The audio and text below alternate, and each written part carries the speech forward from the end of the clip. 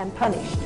The speculation and theorizing won't end until a thorough, transparent investigation, free of conflicts of interest, takes place. Among the many theories that you can find on the internet is one that rises above all the rest. It is rock solid, confirmed by hard evidence, and supported by hundreds of scholars, architects, engineers, and other professionals who have the education, training, and expertise to know what they're talking about. This is the theory that explosive demolitions brought down the Twin Towers and Building 7. I've placed a handout on each of your desks inside of the manila folder. And that has a photo of one of the towers as it begins to collapse. I'd like you to take a look at that photo, if you will.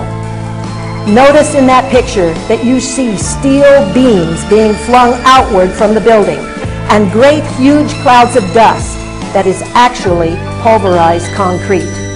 A building that falls down doesn't pulverize itself into dust as it drops.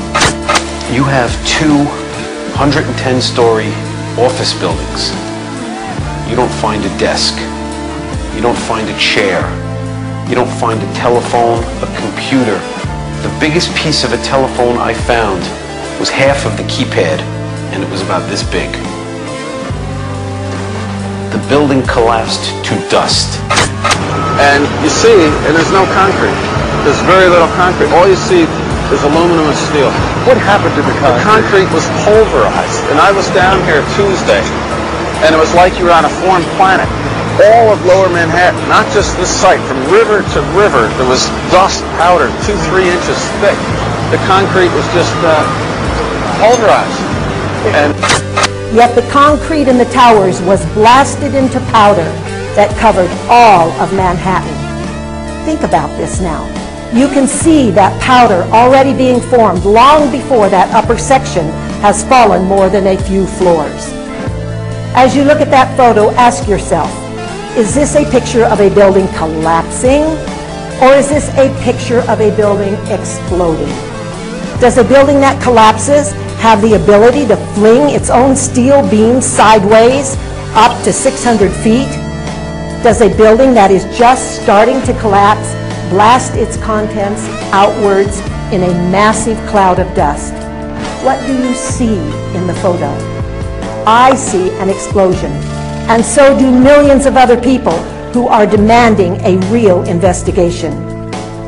More important than simply looking at a photo, engineers, architects, and scientists have evaluated the rubble at ground zero and other aspects of the buildings, and they have found evidence of at least 15 different characteristics of explosion. These 15 characteristics are listed on the handout as well. Despite the media's outrageous attacks on my sanity, intelligence, and patriotism, the emails and phone calls to my office have been 95% supportive of my request for a new investigation. I've been amazed, really, to see just how overwhelmingly the public rejects the official reports, not only of the 9/11 Commission, but also those of FEMA and NIST, which is your National Institute of Science and Technology. I assumed that expressing skepticism about the official story of 9/11 would be a punishing issue for an elected official, but I'm finding that it's quite the opposite. The public wants its leaders to stand up and be counted when it appears that something is wrong.